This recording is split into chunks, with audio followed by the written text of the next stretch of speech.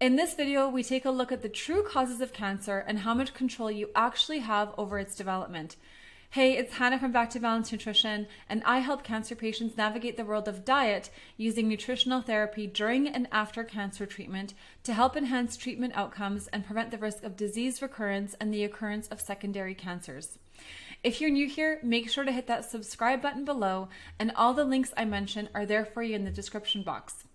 Also, be sure to stick around to the end of the video where I share a bonus to help you optimize your health and start leading a cancer protective lifestyle. So let's jump right in.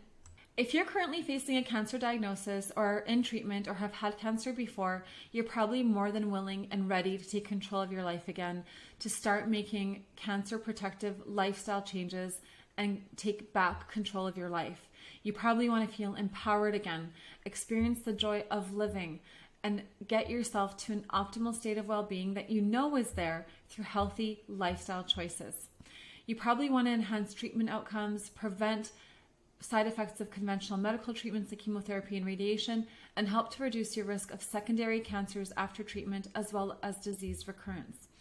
You also probably want to prevent other chronic illnesses that often present alongside cancer, such as diabetes, heart disease, hypertension, and obesity.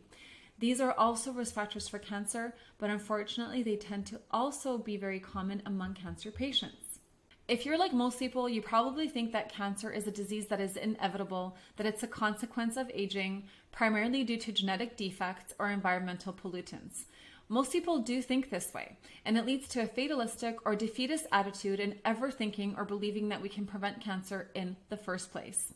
Now, if you've already had cancer, you're probably feeling overwhelmed, you're probably feeling confused, lost, and scared as to whether or not you do have any control over its recurrence or the occurrence or development of secondary cancers, or if you do, where to turn for that information. There are mountains of information and misinformation available on the internet today, and it's really, really difficult to know where to turn and who to trust and or listen to.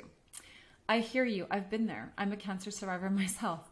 I went from being completely in the dark about what actually causes cancer and how my own lifestyle was affecting my diagnosis to discovering an evidence-based lifestyle and dietary protocol that's helped me stay cancer-free for 17 years now. Now, most people are actually misinformed about the trigger factors or risk factors for cancer. The trigger factors or risk factors for cancer that are outside of our control are only actually responsible for 30% of all cancers. This includes genes, environmental pollutants, and viruses. The factors that are in our control, however, are responsible for between 70 to 90% of all cancers. And these factors include physical activity, the use of tobacco, alcohol, and poor dietary habits. Now, if you don't realize this to be true, then how can you take control of your life? And how can you start to develop these amazingly healthy lifestyle and dietary factors if you don't actually think that they'll help with prevention of disease occurrence, recurrence, or secondary cancers? Most people are completely misinformed, as I said before. Now, the genetic contribution to cancer is actually only between 5 to 10%, which shocks most people. Genes are not the primary driver of most cancers.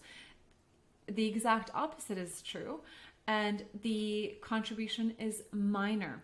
Unhealthy dietary habits are responsible for 30 to 35% of all cancer cases. And when taken together, dietary and lifestyle habits are responsible for between 70 to 90% of all cancers. Now, what I'm trying to get at here is that most cancers are caused by factors that are completely in your control. If we developed cancer protective lifestyle and dietary habits, we could prevent 2 out of 3 of all cancers.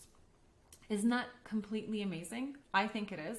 So whether you're facing a cancer diagnosis, have completed treatment, or are simply proactive or interested in prevention due to a family history of disease, you can use nutritional therapy and lifestyle habits to help prevent disease occurrence, recurrence, mitigate side effects of treatment, and lead to an optimal state of health and well-being down the road.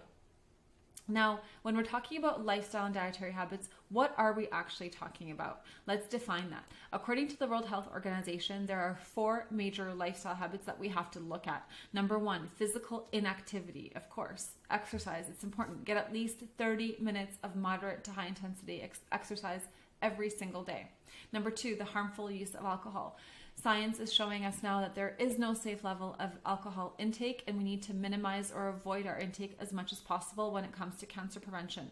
Number 3, tobacco use. We know that smoking is now the 2nd leading cause of cancer, and of course, we want to avoid it if we can as much as possible. And the 4th risk factor is an unhealthy diet. As I said, unhealthy diet responsible for 30 to 35% of all cancers, and defined as a dietary pattern that is high in processed foods, animal foods, refined sugars, and added salt.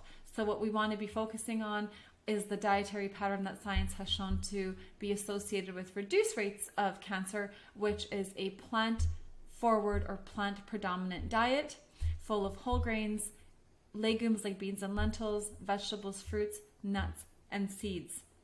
And decades of evidence has now supported the consumption of plant-based foods in regards to cancer prevention. Now, you deserve to be informed, you deserve to feel more empowered and in control of your life.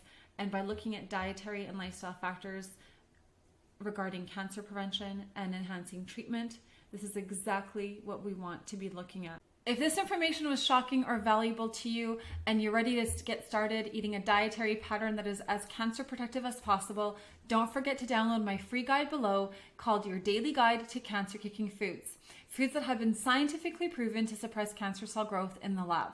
In my next video, I'm tackling evidence-based sources of information for nutrition prevention recommendations, telling you exactly which sources you can actually trust when it comes to nutrition and dietary guidelines, and how to navigate the world of misinformation on the internet.